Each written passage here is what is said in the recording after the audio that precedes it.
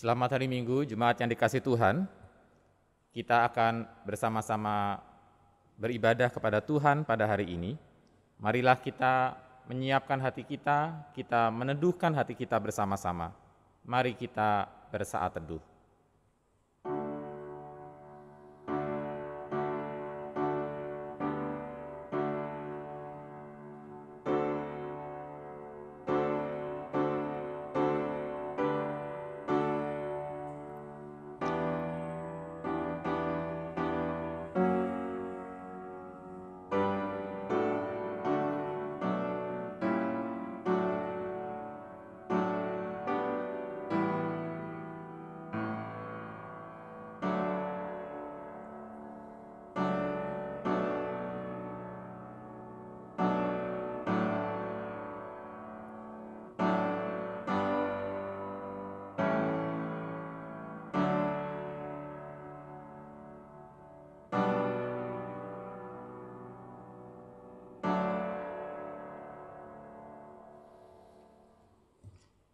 Amin. Jemaat dipersilakan bangkit berdiri.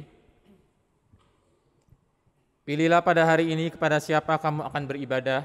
Aku dan seisi rumahku, kami akan beribadah kepada Tuhan. Anak-anak cucu akan beribadah kepadanya dan akan menceritakan tentang Tuhan kepada angkatan yang akan datang.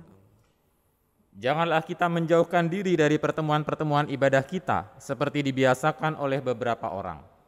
Tetapi marilah kita saling menasihati dan semakin giat melakukannya menjelang hari Tuhan yang mendekat. Jemaat yang dikasihi Tuhan, kita yakin bahwa ketika kita berkumpul beribadah pada hari ini, pertolongan kita adalah di dalam nama Tuhan yang menjadikan langit dan bumi. Kasih karunia menyertai kamu dan damai sejahtera dari Allah Bapa kita dan dari Tuhan Yesus Kristus.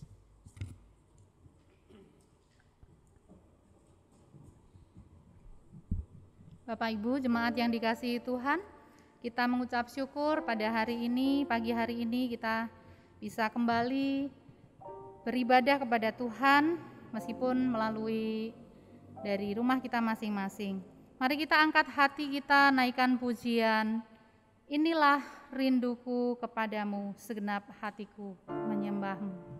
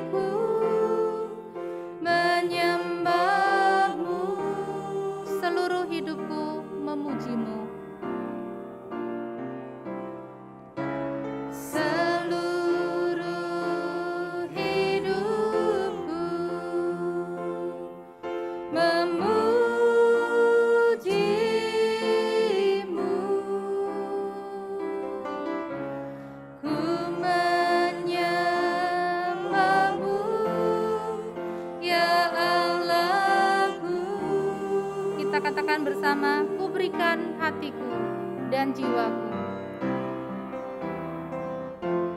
Ku berikan hatiku dan jiwaku, semuanya bagimu di dalam hidupku, di setiap waktu. Nyatakan jalanmu. Mari kita katakan kepada Tuhan, inilah rinduku kepadamu. Rinduku kepadamu,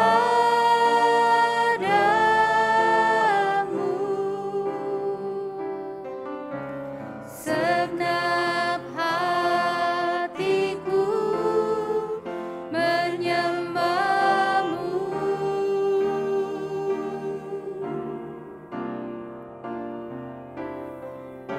Seluruh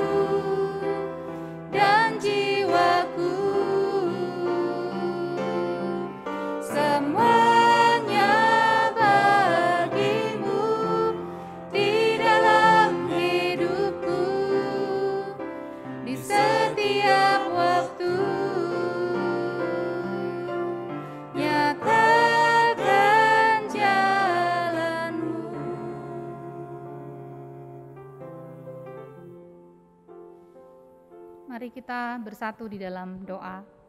Bapa, inilah kerinduan hati kami Tuhan, inilah persembahan hidup kami. Kami datang di hadirat-Mu di pagi hari ini Tuhan, merindukan kehadiran Tuhan, menyapa setiap kami melalui firman-Mu. Biarlah hati kami tertuju kepada Engkau ya Tuhan, dan biarlah hidup kami persembahkan kepada Engkau. Pagi hari ini Tuhan, kami sebelum melangkah lebih jauh lagi di dalam ibadah kami rindu Engkau menyucikan setiap hati kami, mengampuni setiap dosa dan pelanggaran kami, sehingga kami boleh layak menghampiri tahta Tuhan. Dan kiranya Tuhan kami juga boleh mendapatkan satu firman Tuhan yang menjadi penuntun untuk kehidupan kami di pagi hari ini, dan kiranya kami bisa menjadi pelaku-pelaku firman Tuhan. Tuhan, kiranya Kau berikan kelancaran di dalam ibadah ini dari awal hingga akhirnya, dan nama Tuhan bisa dipermuliakan. Di dalam nama Tuhan Yesus kami sudah berdoa dan mengucap syukur. Haleluya. Amin. Silakan duduk kembali Bapak Ibu jemaat yang dikasihi Tuhan. Kita bersyukur Tuhan memberikan sukacita, damai sejahtera di dalam hati kita, dan kita akan menaikkan pujian Ada Damai di Hatiku.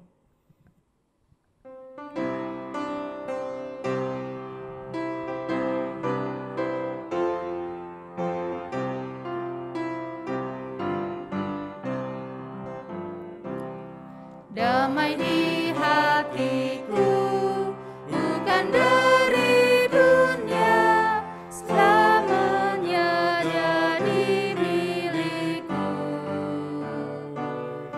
Meski awan gelap yang menutupiku, ku ada damai di hatiku. Dalam hatiku, ya milikku. Di dalam hatiku ada senang, Dia takkan tinggalkanku. Bila janjinya, ku tak tinggalkanmu, yang milikku. Damainya yang indah penuhi hatiku, umat semua memujinya. Gelap jadi terang, susah pun lenyaplah, Yesus sumber berkat yang indah. Di dalam hatiku, ya milikku. Di dalam hatiku ada senang, Dia takkan tinggalkanku. Bila janjinya, ku tak tinggalkanmu, ya milikku. Pujian yang sangat indah yang tadi kita sudah nyanyikan, damai di dalam hati kita bukan dari dunia, tetapi adalah dari surga, sebab Tuhan yang memelihara hidup kita. Kita bersama akan mengakukan pengakuan iman rasuli. Saya undang jemaat untuk kita bangkit berdiri bersama. Dan hendaklah kita mengikrarkan demikian. Aku percaya kepada Allah, Bapa yang Maha Kuasa, Khalik langit dan bumi, dan kepada Yesus Kristus, Anaknya yang tunggal Tuhan kita, yang dikandung dari Roh Kudus, lahir dari anak darah Maria, yang menderita sengsara di bawah pemerintahan Pontius Pilatus, disalibkan, mati dan dikuburkan, turun ke dalam kerajaan maut. Pada hari yang ketiga, bangkit pula dari antara orang mati, naik ke surga, duduk di sebelah kanan Allah, Bapa yang Maha Kuasa, dan dari sana Ia akan datang untuk menghakimi orang yang hidup dan yang mati. Aku percaya kepada Roh Kudus, gereja yang kudus dan am, persekutuan orang kudus, pengampunan dosa, kebangkitan tubuh, dan hidup yang kekal. Amin. Bapak Ibu dipersilahkan duduk kembali. Kita akan bersama mendengarkan firman Tuhan yang hari ini akan disampaikan oleh Pendeta Nur Cahyo dengan tema hati nurani yang murni. Untuk mempersiapkan hati kita akan naikkan pujian Berikanku Hati.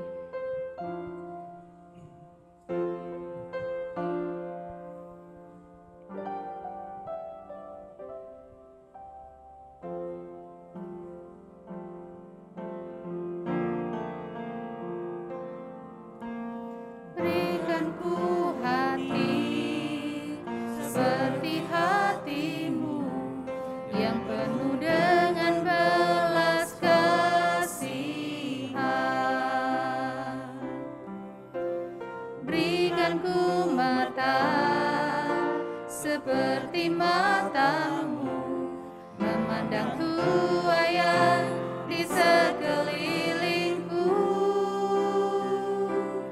Berikanku tanganmu untuk melakukan tugasmu. Berikanku kakimu melangkah dalam rencanamu. Berikanku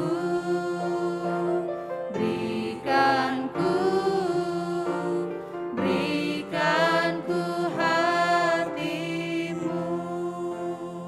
Kita ulang lagu ini dari awal. Berikanku hati. Berikanku hati seperti hatimu yang penuh dengan belas kasihan.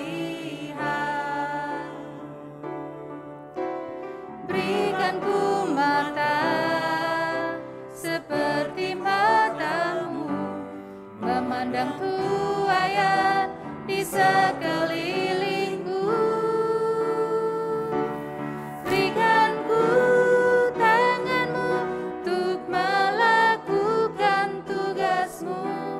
Berikanku kakimu melangkah dalam rencanamu.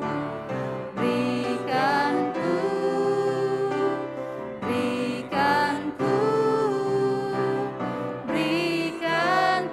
hatimu. Berikanku hatimu. Berikanku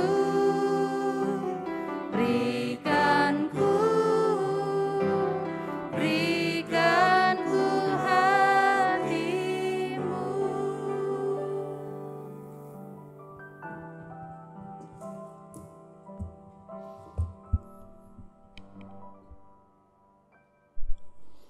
Mari kita berdoa.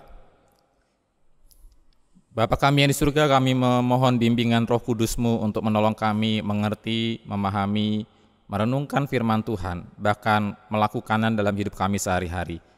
Terima kasih untuk firman Tuhan, biarlah Engkau sendiri yang juga dimuliakan dan menyembunyikan hamba-Mu yang lemah ini di balik kaki salib Tuhan, biarlah Tuhan sendiri yang dipandang.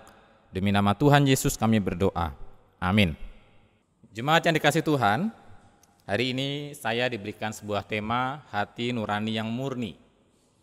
Dan kita sudah memasuki bulan Oktober, dan biasanya di awal Oktober, akhir-akhir ini di bangsa kita sudah mulai gonjang-ganjing dengan isu-isu komunisme ya, setidaknya di media sosial. Nah, saya akan mengawali khotbah saya terkait dengan hati nurani ini dengan memberikan sebuah kisah terkait komunisme ini. Ada seorang tokoh bernama Martin Luther King Jr. Ini berbeda dengan Martin Luther yang ada di abad pertengahan, yaitu Martin Luther yang dari Jerman, ya, pembaharu gereja di abad pertengahan. Tetapi Martin Luther King Jr. yang saya singgung di awal khotbah ini adalah Martin Luther, seorang pendeta kulit hitam yang berjuang untuk mengatasi isu diskriminasi rasial, khususnya kepada orang-orang kulit hitam di Amerika Serikat. Nah, Martin Luther King Jr., tokoh emansipasi di Amerika pada tanggal 30 September 1962 di Gereja Baptis Ebenezer, Atlanta, Amerika, menyampaikan khotbah berjudul "Bisakah seorang Kristen menjadi komunis?" Nah, menurut Martin Luther King Jr., mengapa orang Kristen tidak dapat menerima komunisme? Ada beberapa sebab.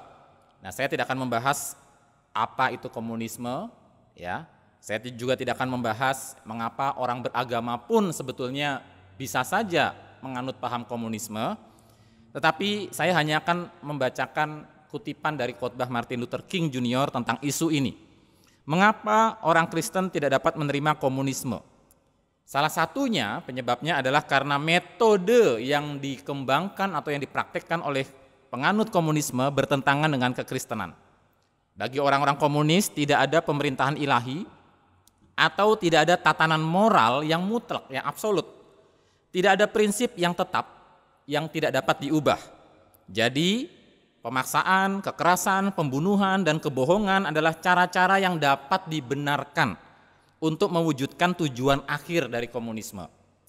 Nah, salah seorang tokoh komunisme internasional bernama Lenin, yang juga menjadi salah satu arsitek dari komunisme internasional, Bapak Ibu, mengatakan pada suatu kesempatan kita harus siap untuk menggunakan tipu daya. Kita harus siap menggunakan tipu daya, katanya ya. Dan juga kita harus siap menggunakan hal-hal yang buruk sekalipun ya untuk kemudian kita itu mewujudkan tujuan kita. Nah, saudara, kalau kita bisa melihat kutipan ini mengerikan sekali apa yang disampaikan oleh Lenin, saudara ya. Kita harus melakukan hal-hal yang buruk sekalipun termasuk berbohong, ya, dan bisa menghalalkan segala cara untuk mencapai tujuan kita. Harus siap menipu, harus siap melanggar hukum, harus siap menyembunyikan kebenaran sekalipun. Nah, para pengikut Lenin dengan sangat radikal mengikuti petunjuk ini, instruksi ini. Nah, Bapak Ibu, Saudara, dan orang Kristen tentunya tidak mungkin mengikuti petunjuk ini. Saudara, orang Kristen percaya bahwa ada prinsip-prinsip moral tertentu di alam semesta ini yang bersifat abadi, absolut, atau mutlak. Kita percaya bahwa ada beberapa hal yang benar, ada juga beberapa hal yang salah. Kita percaya bahwa berbohong itu salah dan selalu salah dan akan selalu salah. Salah untuk membenci. Membenci itu salah dan akan selalu salah. Saudara, adalah salah untuk membuang kehidupan berharga yang telah Tuhan berikan kepada kita dalam kehidupan yang liar semacam komunisme ini. Berbohong itu salah pada tahun 1800 sebelum Masehi dan itu juga salah pada tahun 1962 Masehi. Berbohong itu salah di Rusia, tapi juga salah di China. Berbohong itu salah di India, tapi juga salah di New York. Dan itu juga salah di Jayapura, Bapak Ibu. Kita percaya bahwa ada beberapa hal yang benar, dan selamanya mutlak demikian. Dan ada beberapa hal yang sudah pasti salah. Maka kita tidak percaya bahwa tujuan akan membenarkan cara, kalau cara itu bersifat buruk. Cara-cara yang destruktif, merusak, tidak dapat membawa kita kepada tujuan yang membangun, tujuan yang konstruktif. Saudara, metode tidak bermoral tidak dapat mencapai tujuan moral. Jadi, kekristenan tidak setuju dengan relativisme etika dari komunisme. Nah, Bapak Ibu, terkait prinsip-prinsip moral yang abadi dan mutlak inilah saya akan mengawali khotbah saya. Ada prinsip-prinsip moral yang bersifat kekal, yang tertanam dalam batin setiap manusia apapun suku dan agamanya. Alkitab menyebutnya dalam Roma 2 ayat 14-15, itu nats yang diberikan kepada saya pada hari ini ya. Roma 2 ayat 14-15, saya bacakan bagi kita sekalian. Apabila bangsa-bangsa lain yang tidak memiliki hukum Taurat, artinya bangsa-bangsa di luar Israel yang tidak mengenal hukum Musa, oleh dorongan diri sendiri melakukan apa yang dituntut hukum Taurat. Oleh dorongan diri melakukan hukum Allah padahal mereka tidak pernah mendengar hukum Allah. Maka walaupun mereka tidak memiliki hukum Taurat, mereka menjadi hukum Taurat bagi diri mereka sendiri. Sebab dengan itu mereka menunjukkan bahwa isi hukum Taurat, isi hukum Allah ada tertulis di batin mereka, dalam hati mereka. Dan suara hati mereka, hati nurani mereka turut bersaksi dan pikiran mereka saling menuduh atau saling membela. Nah, Bapak Ibu, jadi Alkitab menyebutkan ada prinsip-prinsip moral yang diistilahkan dengan sebutan hukum Taurat yang tertulis dalam hati setiap manusia. Ini merupakan salah satu wujud wahyu umum, ya, pernyataan Allah secara umum kepada manusia untuk membuktikan bahwa Allah itu ada. Karena itu dalam dunia apologetika, dunia pembelaan iman Kristen, ada istilah argumen moral, sebuah upaya untuk membuktikan kepada orang-orang ateis bahwa keberadaan Tuhan itu mungkin, keberadaan Tuhan itu bisa jadi dipertanggungjawabkan. Karena apa? Karena manusia memiliki yang namanya moralitas. Ada makhluk bermoral karena ada penyebab yang bermoralitas. Nah, Bapak Ibu, namun secara teologis kita memahami di Alkitab mengajarkan bahwa manusia memiliki prinsip-prinsip moral itu kenapa? Ya, apa sebabnya? Yang pasti kita mengerti dalam kitab Kejadian karena manusia itu dicipta segambar dan serupa dengan Allah. Manusia adalah cerminan Allah, sehingga ketika Allah itu yang menciptakan kita adalah pribadi yang bermoral, maka tidak heran kalau cerminannya yaitu Anda dan saya, apapun agamanya, apapun sukunya, juga merupakan ciptaan pribadi yang bermoral. Nah, saudara, bagaimana kita tahu bahwa Allah itu adalah pribadi yang bermoral? Dalam Kejadian pasal 1 misalnya, ketika Allah menciptakan atau menjadikan benda-benda di alam semesta ini, kita melihat ada dua istilah yang diucapkan setiap kali Allah pada hari tertentu menciptakan sesuatu. Dikatakan Allah melihat, jadi ada penglihatan Allah, ada penilaian Allah, ada standar Allah. Dan Allah melihat bahwa semua yang dijadikannya itu baik. Ada kata baik muncul di sana. Jadi Allah melihat itu baik. Allah melihat itu baik. Allah melihat itu baik. Itu muncul di ayat 4, ayat 10, ayat 12, ayat 18, ayat 21, ayat 25, dan puncaknya itu di ayat 31. Maka Allah melihat segala yang dijadikannya itu sungguh amat baik. Jadilah petang dan jadilah pagi, itulah hari ke-6. Jadi Kejadian pasal pertama sudah menunjukkan kepada kita dari sejak mulanya bahwa Allah adalah pribadi yang bermoral, Allah yang memiliki penilaian standar, dia melihat dan berdasarkan penilaiannya itu dia kemudian menyatakan firman, pernyataan bahwa sesuatu itu baik. Nah, Bapak Ibu, jadi ada penilaian dan ada firman. Nah, sementara itu di Kejadian 2 ayat 18 masih dalam kondisi ketika waktu itu belum ada dosa. Dosa belum masuk dalam hidup manusia. Allah juga berfirman, ya, tidak baik kalau manusia itu seorang diri saja. Nah, Bapak Ibu, untuk pertama kalinya adalah penilaian tidak baik bahkan sebelum ada dosa di dunia ini. Tidak baik kalau manusia itu seorang diri saja. Aku akan menjadikan penolong baginya yang sepadan dengan dia. Nah, Bapak Ibu, sebelum kejatuhan manusia dalam dosa, Allah telah ditunjukkan sebagai sosok yang menetapkan baik dan tidak baik. Penilaian dan perkataan atau firman Allah itu menjadi standar, menjadi penentu apa yang baik dan apa yang tidak baik. Kejadian 1 dan 2 memperlihatkan kepada kita Allah sebagai pribadi bermoral dan kita sebagai gambar rupanya tidak heran kalau kita pun menjadi pribadi yang bermoral. Nah, di dalam batin kita telah tertulis apa yang baik dan apa yang tidak baik. Di dalam batin kita sudah tertulis itu semua mengikuti standar Tuhan dan mengikuti firman Tuhan. Jadi manusia tidak boleh melepaskan diri dari dua patokan ini. Manusia tidak boleh menetapkan baik dan tidak baik terlepas dari penilaian Tuhan dan firman Tuhan. Tetapi inilah yang dilakukan Hawa. Hawa di Kejadian pasal 3 ada kata di sana setelah mendengar bujukan ular, ya, untuk melanggar firman Tuhan, Hawa kemudian apa? Melihat. Ada kata melihat dalam Kejadian 3 ayat 6. Sebelumnya Allah yang melihat, kini Hawa yang melihat bahwa buah pohon itu, pohon yang dilarang Tuhan untuk dimakan, sedap kelihatannya, baik untuk dimakan dan sedap kelihatannya. Jadi Hawa melihat bahwa buah itu baik. Sebelumnya Bapak Ibu, Allah yang melihat bahwa sesuatu itu baik. Sekarang karena bujukan ular, Hawa yang melihat bahwa sesuatu itu baik. Jadi saudara, Hawa mengadakan penilaian dan menyatakan sesuatu itu baik atau tidak baik, tetapi terlepas dari penilaian Allah, terlepas dari firman Allah. Dia melanggar firman Allah. Nah, Bapak Ibu, itu yang terjadi pada manusia pertama. Setelah manusia jatuh dalam dosa, bagaimanapun Allah tetap memberikan kepada manusia hati nurani untuk mengenali dan memberi kesaksian tentang standar Allah, tentang prinsip-prinsip moral yang Allah sudah tanamkan di hati kita. Jadi hati nurani itu Allah karuniakan sebagai sebuah kemampuan internal yang diberikan Tuhan untuk bersaksi tentang standar-standar atau prinsip-prinsip moral tentang hukum Allah yang telah Allah tanamkan di batin kita.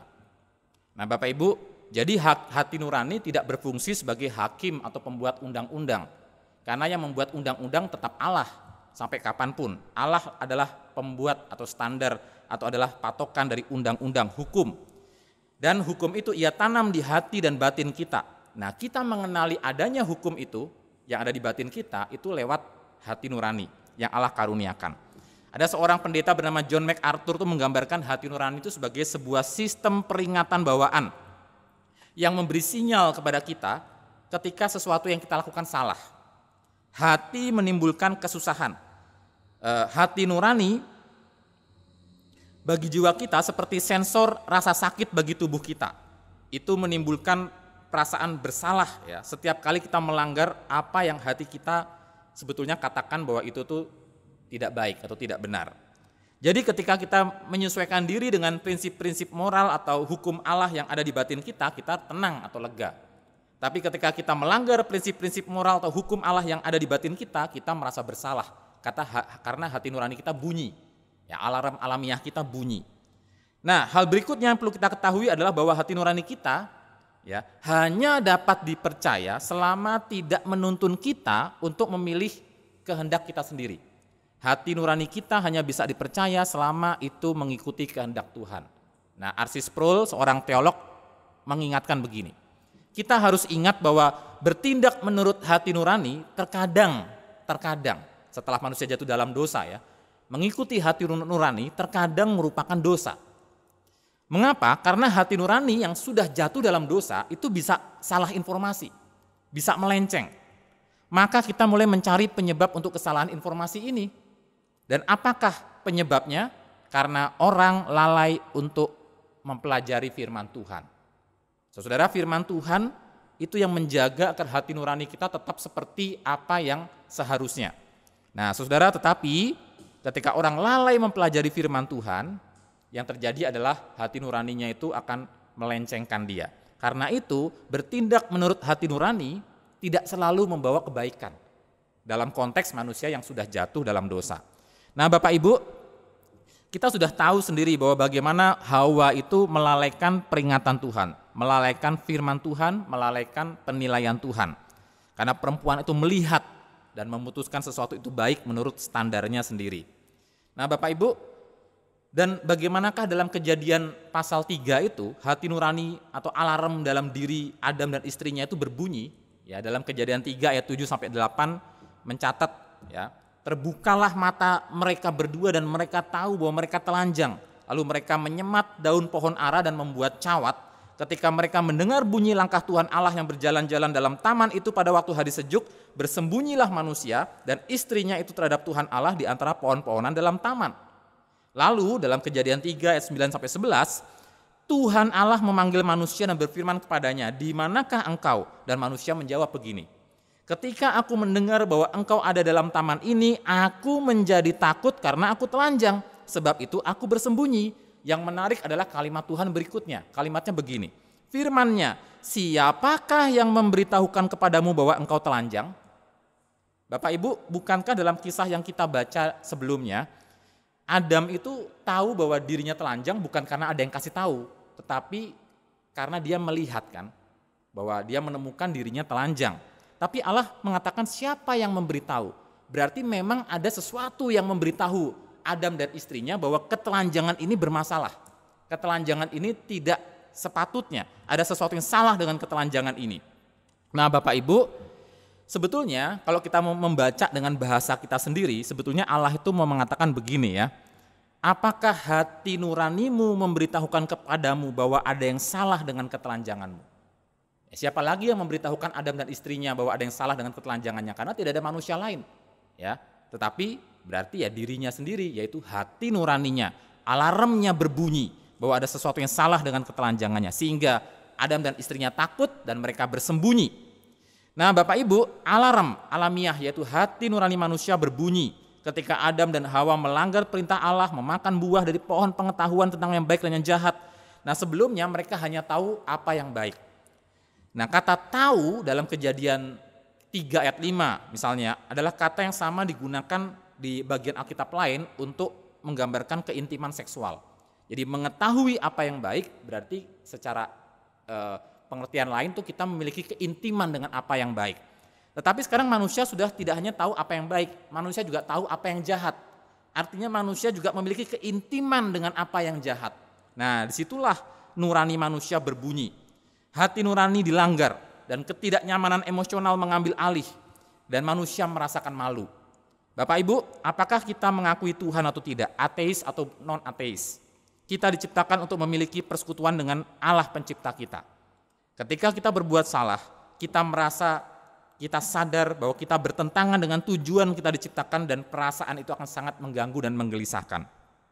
Manusia dalam sejarah dunia telah mencoba berbagai hal untuk membersihkan, memadamkan atau meneduhkan hati nuraninya yang terus berteriak ini. Dari mulai mencoba untuk melakukan pekerjaan-pekerjaan amal, bahkan sampai mungkin menyakiti dirinya sendiri. Sejarah penuh dengan contoh upaya manusia untuk menenangkan hati nuraninya supaya jangan terus teriak-teriak. Tetapi tidak ada yang berhasil. Dan kadang-kadang akhirnya manusia beralih ke cara lain. Misalnya dengan menenggelamkan suara hatinya agar tidak terus menyatakan bahwa dia bersalah dengan cara manusia itu mencandu atau terikat di dalam satu kecanduan tertentu. Supaya apa? Supaya dia bisa melupakan, memadamkan, tidak lagi mendengar teriakan hati nuraninya sendiri. Mungkin dengan narkoba, mungkin dengan minuman keras dan sebagainya.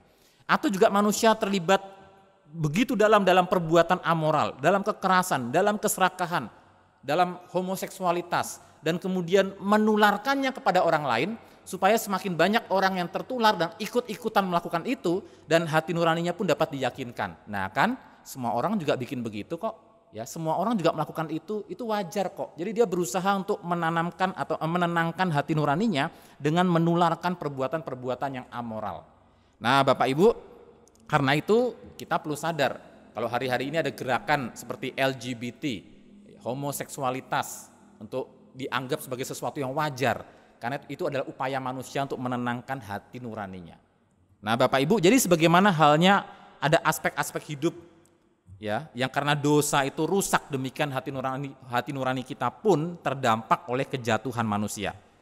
Bapak Ibu, sehingga seperti apa yang dikatakan oleh R.C. Sproul, hati nurani kita itu bisa salah informasi. Berfungsi sih berfungsi, tetapi salah, melenceng dari sasaran. Saudara, karena itu kita perlu ingat, bukankah pengertian dosa itu artinya meleset dari sasaran? Dosa dalam bahasa Yunani itu hamartia. Artinya meleset dari sasaran, meleset dari standar yang Allah tentukan. Dan karena itu secara praktis misalnya kita punya anak-anak sering menonton film-film Disney misalnya. Salah satu moto Disney yang terkenal adalah ikuti kata hatimu. Nah Bapak Ibu, kita ingatkan anak-anak agar anak-anak jangan menelan mentah-mentah apa yang disarankan oleh tokoh-tokoh dalam film-film yang mereka tonton. Karena mengikuti hati nurani sekali lagi, dalam konteks kejatuhan manusia dalam dosa, bisa jadi justru membawa manusia kepada kesesatan. Nah saudara, berikan pemahaman kepada anak-anak bahwa orang itu menyesuaikan hati nuraninya itu dari mulai kanak-kanak sampai masa dewasa, dan penyesuaian-penyesuaian itu dilakukan, tetapi selalu kecenderungannya itu merosot. Artinya sepanjang hidup kita punya kecenderungan untuk mengecilkan volume hati nurani kita, sehingga akhirnya etika kita lebih selaras dengan bagaimana yang kita inginkan, bukan bagaimana yang Tuhan inginkan. Nah Bapak Ibu, meskipun demikian, ya meskipun hati nurani kita sudah rusak, ya sudah tercemar oleh dosa, tapi hati nurani manusia masih tetap merupakan sebuah anugerah umum dari Allah. Tetap menunjukkan sisa-sisa kemampuannya untuk memberi kesaksian tentang adanya prinsip-prinsip moral atau hukum Allah dalam batin manusia. Saya tekankan kata sisa-sisa kemampuannya. Nah Bapak Ibu, jadi masih berfungsi, ya, tetapi fungsinya itu sudah rusak dan masih ada sisa-sisa yang masih bisa dihidupi.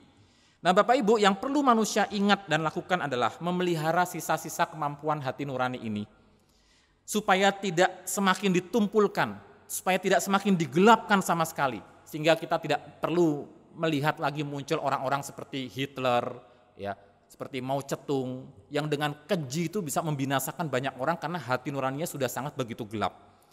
Nah Bapak Ibu, syukurlah kalau kita masih dapat terus melihat ada hati nurani yang hidup meskipun hanya sisa-sisa, tetapi kemudian lewat hati nurani itu mengakui keberadaan Allah. Bapak Ibu, itu sebabnya kita bisa melihat di sekeliling kita masih ada orang-orang non-Kristen yang dapat kita kategorikan sebagai orang baik, orang berhati nurani. Mengapa? Mengapa mereka bukan Kristen tapi bisa baik? Karena mereka sadar ya, pentingnya untuk menghidupi nurani yang baik, meskipun sebetulnya bagi kita itu hanya sisa-sisa saja sebetulnya. Penting untuk menghidupi nurani yang baik, karena apa? Ya, ini adalah wujud anugerah umum Allah. Kalau orang tidak menghidupi sisa-sisa nuraninya yang baik, bayangkan kehidupan kita sekarang ini akan sejahat apa? Mengerikan sekali Bapak Ibu. Ya, mungkin anak kita baru keluar rumah saja sudah diperkosa sama orang. Tapi Tuhan masih memberikan anugerah umum sehingga orang itu masih menghidupi sisa-sisa hati nurani yang ada di dalam batinnya. Nah Bapak Ibu, mendekati tahun 70-an ada seorang bernama Xaviera Hollander menulis buku laris dengan judul Pelacur yang Gembira. Hollander adalah pelacur Bapak Ibu, dan dia berusaha untuk membungkam orang-orang yang percaya bahwa tidak ada pelacur di Amerika yang dapat menemukan kegembiraan dalam apa yang dia lakukan. Dia berusaha membantah pandangan itu. Dalam bukunya Hollander justru merayakan kegembiraan yang dia alami dalam profesinya sebagai pelacur. Mengatakan bahwa dia tidak pernah merasa bersalah atas apa yang dia lakukan. Saudara, namun seiring berjalannya waktu, ya memang awalnya ada perasaan bersalah, tapi seiring berjalannya waktu dia sampai pada titik di mana perasaan bersalah itu hilang, ya hati nuraninya ditekan. Tapi ada satu pengecualian, Bapak Ibu. Ketika setiap kali Hollander mendengar bunyi lonceng gereja, hati nuraninya mulai nyala. Ting ting ting ting. Dia diingatkan bahwa lewat lonceng itu, apa yang dia lakukan berada di bawah kutukan Tuhan yang Maha Kuasa. Bahkan Bapak Ibu, pelacur profesional yang mengatakan aku gembira menjadi pelacur, tidak dapat sepenuhnya menghancurkan sisa-sisa hati nurani yang telah Tuhan tempatkan dalam dirinya. Bapak Ibu, memang ada manusia yang hati nuraninya telah begitu tumpul dan gelap. Paulus menyinggungnya dalam 1 Timotius 4 ayat 1 dan 2. Dan orang-orang ini adalah orang-orang yang digambarkan sebagai orang-orang yang berpaling dari Kristus dan mengikuti ajaran iblis.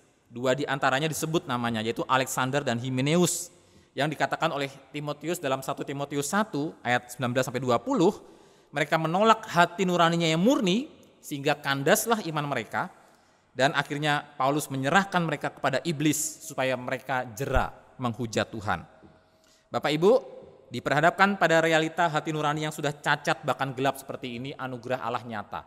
Lewat kehadiran Yesus Kristus yang mati bagi kita, mencurahkan darahnya dan bangkit bagi kita.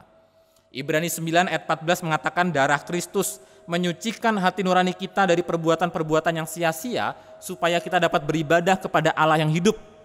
Dalam terjemahan lain, terjemahan BIMK, darah Kristus membersihkan hati nurani kita dari upacara agama yang tidak berguna, atau sikap mengandalkan diri kepada upacara-upacara agama supaya bisa diterima oleh Tuhan. Bapak Ibu lihat, hati nurani bisa salah membaca informasi. Upacara-upacara agama dipikirnya bisa diandalkan untuk berkenan di hadapan Tuhan.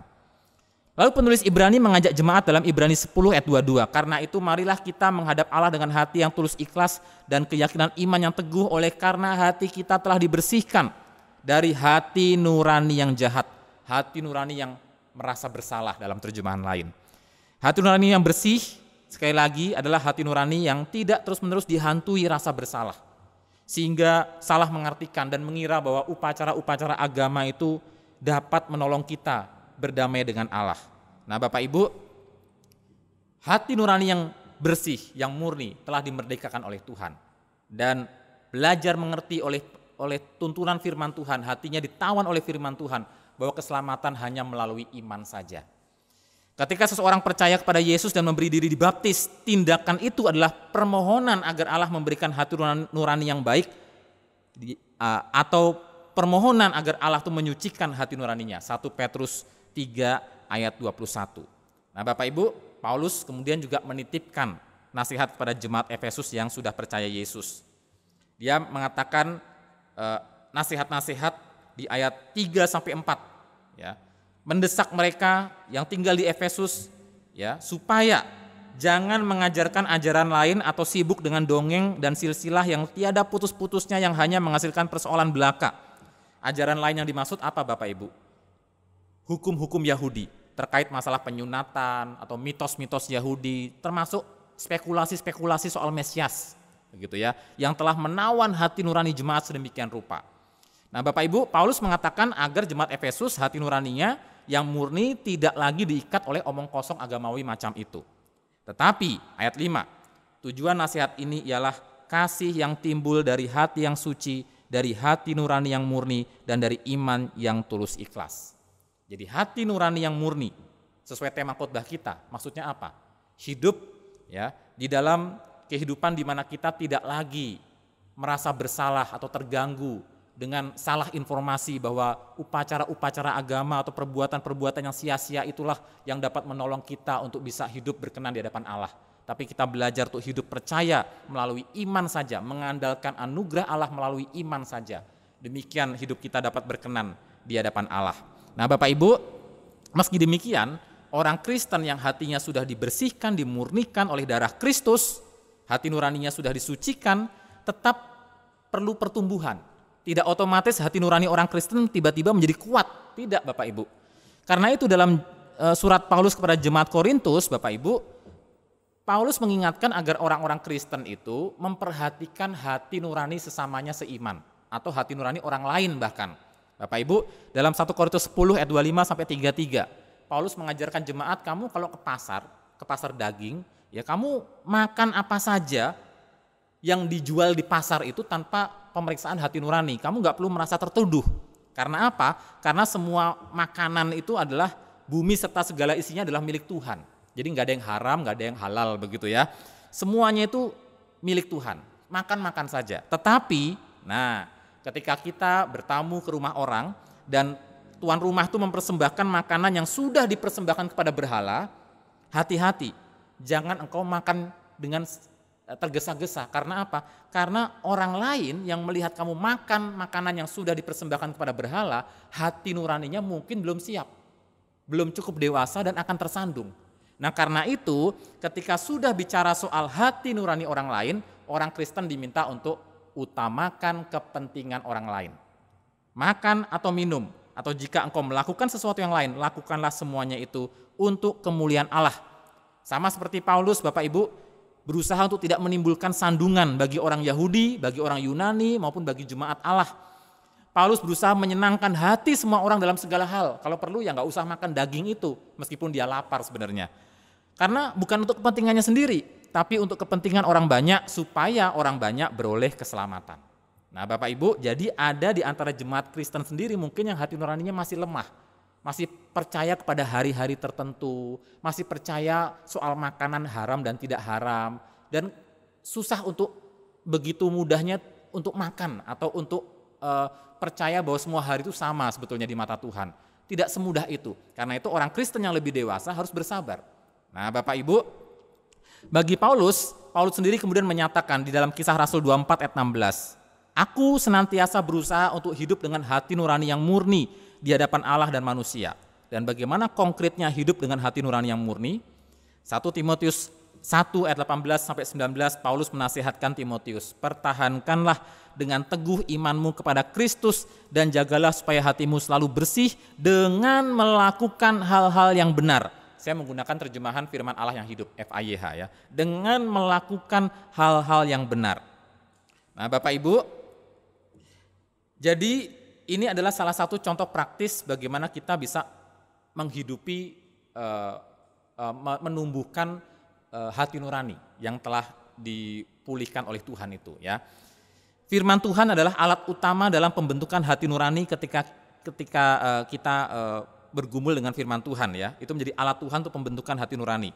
Diasimilasikan, digabungkan dengan proses pembelajaran, doa, refleksi, kemudian berlatih untuk mempraktekkan firman Tuhan. Itu semua adalah sarana-sarana untuk membentuk hati nurani kita sesuai dengan standar Tuhan. Nah, nasihat yang bijaksana dan teladan yang baik dari sesama seiman, dari orang-orang yang rohani yang ada di sekeliling kita, juga menolong pembentukan hati nurani kita, mencerahkan hati nurani kita yang sudah dipulihkan oleh Tuhan. Ajaran-ajaran gereja yang otoritatif lewat katekisasi, lewat pengakuan iman adalah elemen-elemen penting untuk pembentukan hati nurani anak-anak kita. Nah, Bapak Ibu, dan akhirnya tentu karunia Roh Kudus dikombinasikan dengan kedisiplinan untuk refleksi, pemeriksaan hati nurani secara teratur lewat saat teduh misalnya. Lewat saat teduh, devosi pribadi akan menolong kita mengembangkan hati nurani yang peka secara moral. Nah, susah kalau kita nggak pernah saat teduh Bapak Ibu ya. Nah Bapak Ibu, dan kita melihat hati nurani yang sudah dimurnikan Tuhan ini sangat penting untuk diperhatikan. Karena itu saya akan mengutip sebagai ilustrasi penutup saya dari tokoh Martin Luther, tapi kali ini bukan Martin Luther yang di awal kisah tadi ya, Martin Luther dari Amerika. Kali ini Martin Luther dari Jerman. Martin Luther bapak reformator, ya, bapak reformasi gereja yang hidup di abad pertengahan. Nah Bapak Ibu, Martin Luther itu dia menemukan kebenaran dalam firman Tuhan dan hatinya tuh dimerdekakan oleh firman Tuhan.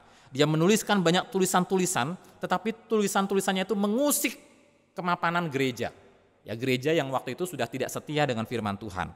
Nah, dalam sebuah sidang yang digagas oleh penguasa yang melibatkan juga pemimpin-pemimpin gereja, yaitu Diet of Worms di kota Worms, Martin Luther tuh dipaksa diminta ditekan ya untuk menyangkali tulisan-tulisannya. Tapi inilah kalimat yang terkenal dari Martin Luther. Dia mengatakan, kecuali saya diyakinkan oleh kitab suci atau dengan alasan atau argumen yang jelas, saya tidak dapat menarik kembali tulisan-tulisan saya. Karena hati nurani saya ditawan oleh firman Allah. Dan bertindak melawan hati nurani bukanlah hal yang benar dan juga tidak aman. Jadi Bapak Ibu, bagi orang Protestan, hati nurani yang sudah dipulihkan oleh Tuhan dan sudah ditawan oleh firman Tuhan sangat penting diperhatikan.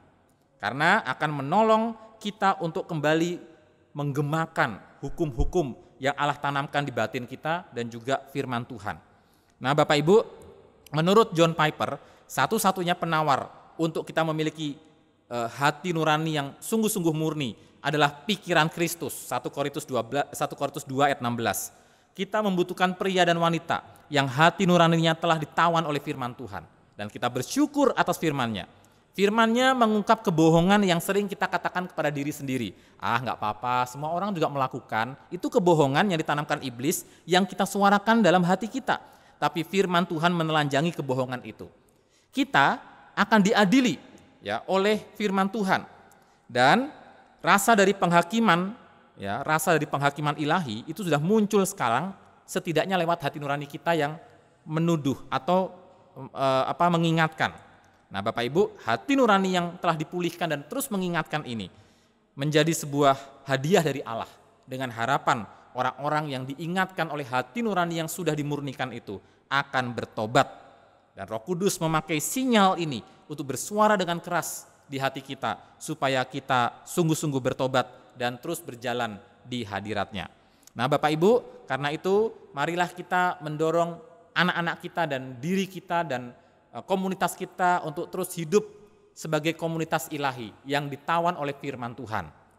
Dan kita belajar tidak menjauhkan diri dari persekutuan seperti ikrar yang kita ungkapkan di awal kita memulai ibadah kita. Jangan menjauhkan diri dari persekutuan. Nah Bapak Ibu, tetapi kita juga belajar bahwa orang-orang Protestan adalah orang-orang yang sangat menghargai kemerdekaan hati nurani. Karena itu contoh dalam isu komunisme. Kenapa kita menentang komunisme? Karena segala praktek ideologi termasuk agama-agama yang kini sedang bangkit yang berusaha untuk membungkam hati nurani manusia, memaksakan kehendaknya, menggantikan apa yang Allah tuliskan, tanamkan dalam batin manusia dengan kebenaran mereka sendiri.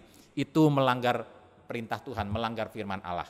Karena itu orang-orang Protestan senantiasa akan menjadi orang-orang yang membela kemerdekaan hati nurani manusia.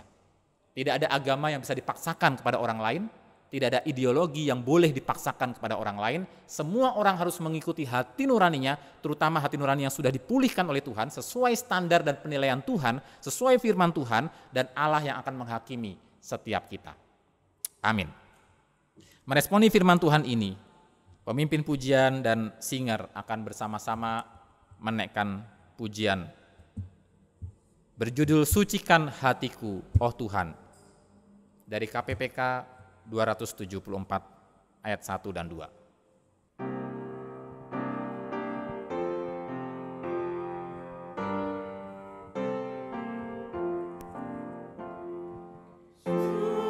Sucikan hatiku, oh Tuhanku, semua ku serahkan kepadamu. Pimpinlah hidupku ke jalan yang benar. Sucikanku, oh Tuhanku.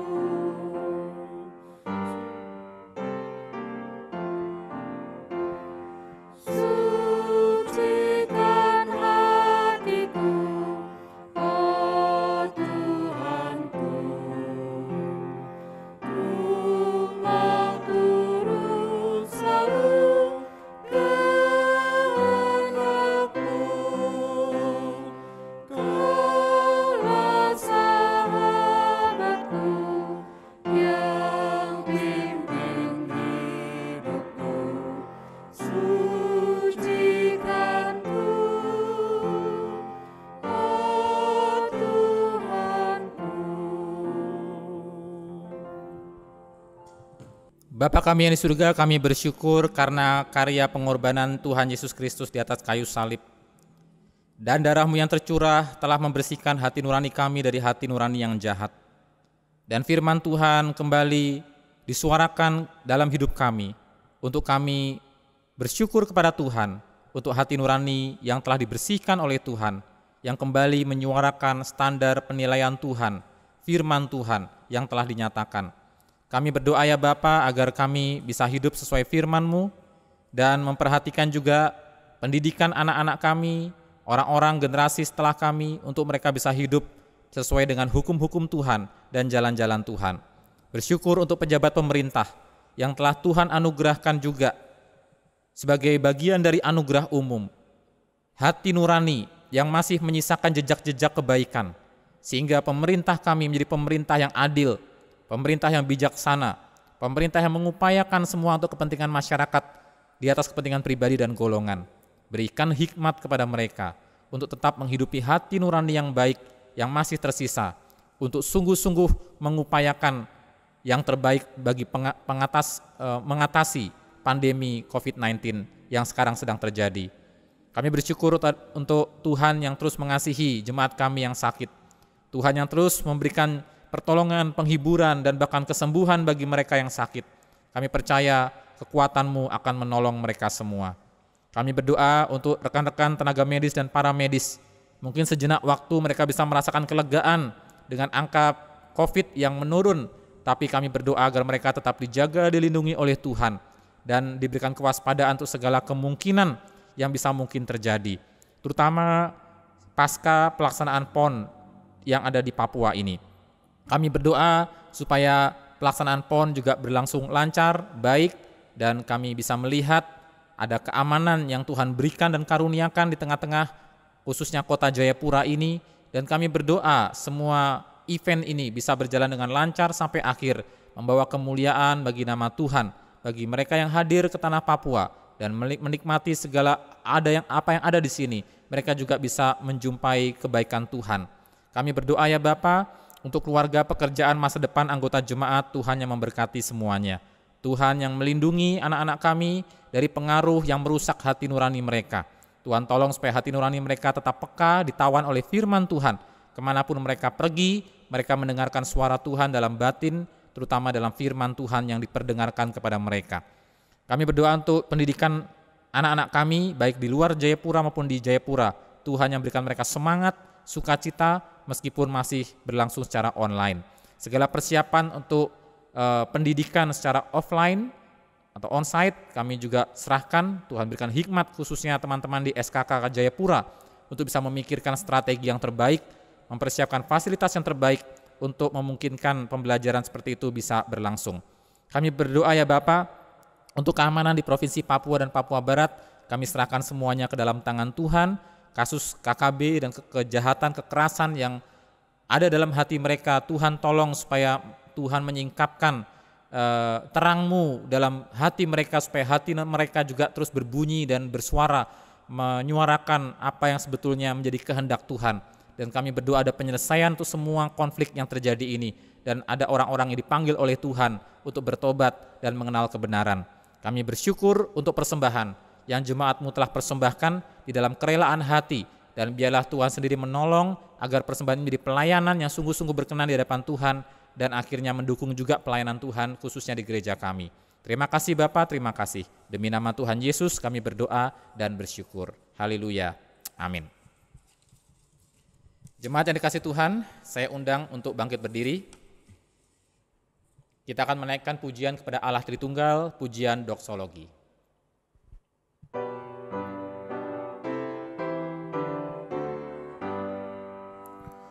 Puji Allah Bapa Putra, puji Allah Roh Kudus, ketiganya yang esa.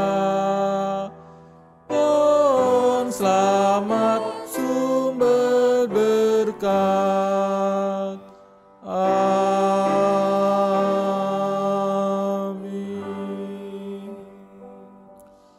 Jemaat yang dikasihi Tuhan, Tuhan memberkati engkau dan melindungi engkau.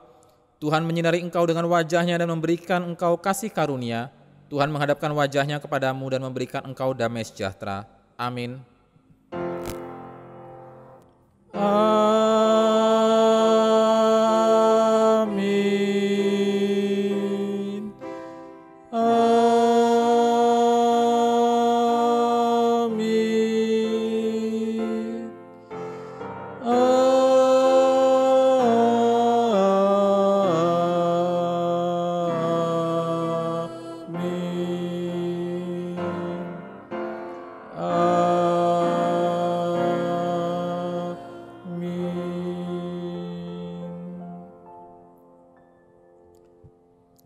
Kebaktian selesai, silakan duduk, silakan bersaat teduh. Tuhan memberkati kita sekalian.